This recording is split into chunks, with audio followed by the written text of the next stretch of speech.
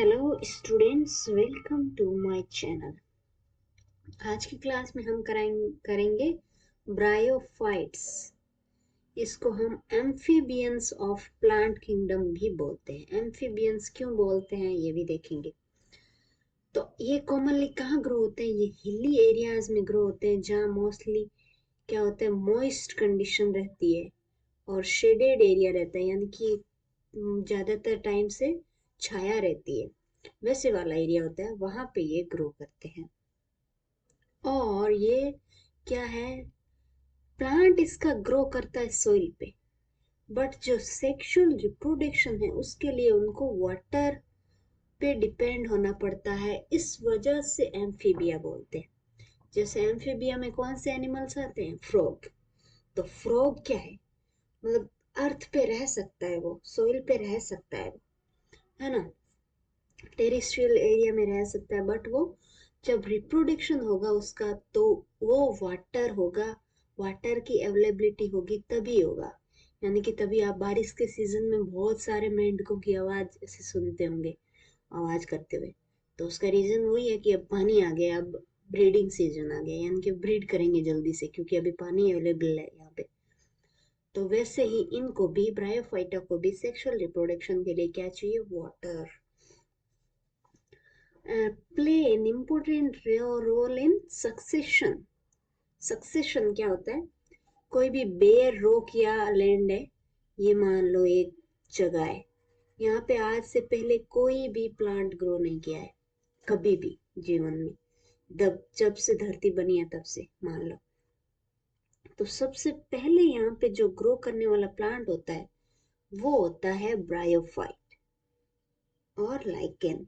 ये दोनों, तब इसलिए इसको सक्सेशन, यानी कि प्लांट का जो सक्सेस, लाइफ बनने का, क्लाइमेक्स तक पहुंचने का जो प्रोसेस है, उसके अंदर सबसे पहला जो स्टेप है वो कौन उठाता है? ब्रायोफाइट। तो सबसे पहला स्टेप, कोई भी नई चीज की शुरुआत करना बहुत मुश्किल होता है, बट ये करता है, इसमें बहुत हिम्मत है।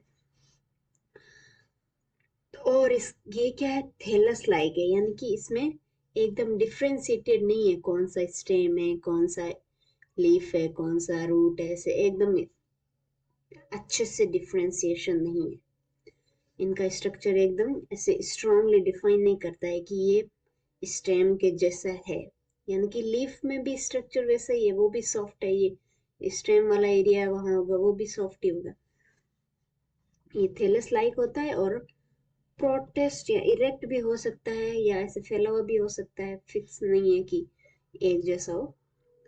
फिर क्या है, ये सबस्ट्रेटम, यानी कि जो नीचे सोइल है उससे अटैच रहता है with the help of substratum, मतलब सबस्ट्रेटम से अटैच रहता है, किसकी हेल्प से? यूनिसेल्युलर भी हो सकता है, मल्टीसेल्युलर भी हो सकता है, वो होता है राइजोइड्स। तो जो ये प्लांट है, मान लो ऐसा दिख रहा है, तो इसके अंदर जो ये सॉइल से अटैच या सबस्ट्रेट से अटैच होने वाला जो पार्ट है उसको बोलते हैं राइजोइड्स।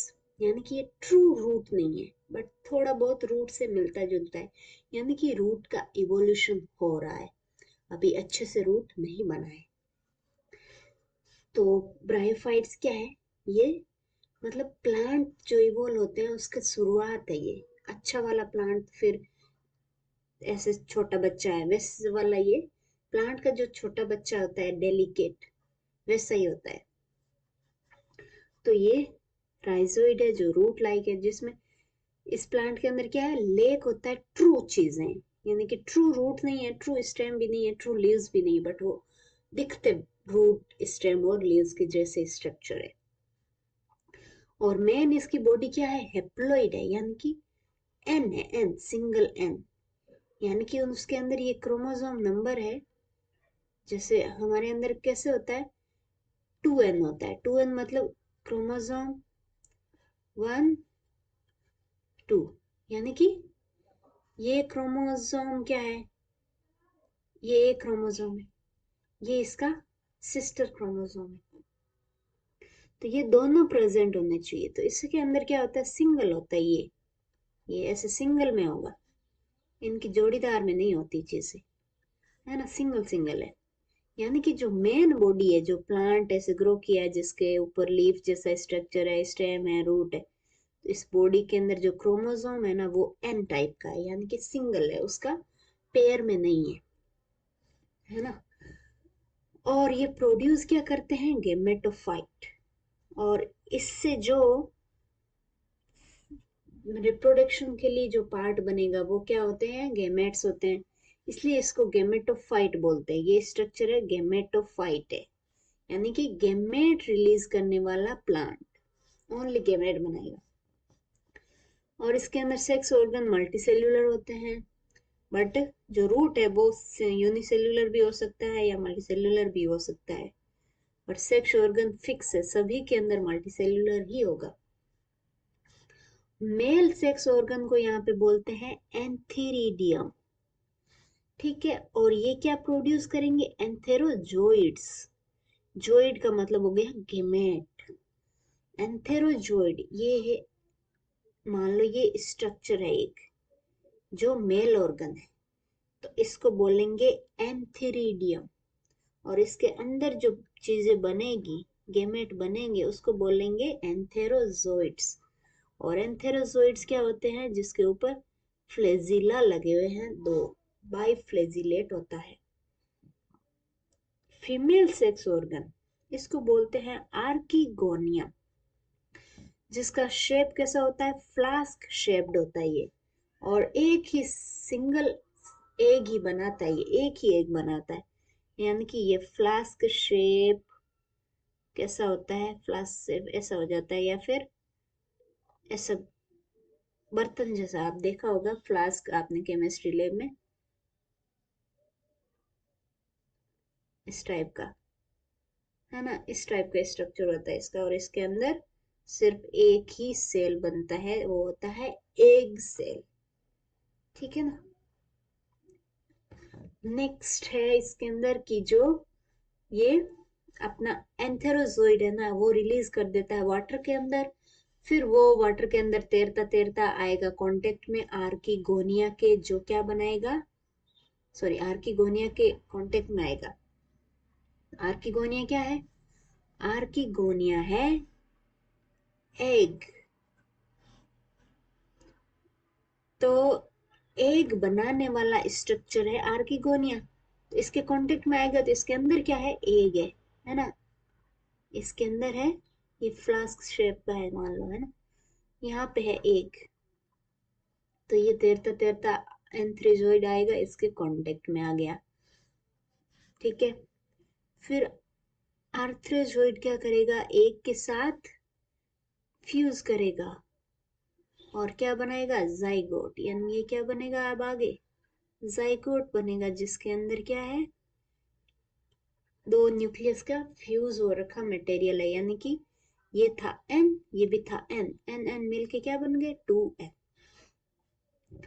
ये जाइगोट अब जल्दी से रिडक्शनल डिवीजन में नहीं जाएगा, रिडक्शनल डिवीजन यानी कि 2n को वापस एन एन बनाना, उसके अंदर ये इमीडिएटली नहीं जाता है, तो क्या करता है, ये इसी फॉर्म में रहेगा, और ये अटैच है ना, ये किसके अंदर है, ये आर्किगोनियम के अंदर है, आर्किगोनियम के अंदर है। और आर्किगोनियम क्या है, जो गेमेटोफाइट है, जो प्लांट बॉडी है, मेन बॉडी, उससे अटैच्ड है ना, तो उससे अटैच्ड रहेगा ये, और ये इसके ऊपर रहेगा ये 2n स्ट्रक्चर, 2n स्ट्रक्चर है जाइगोट।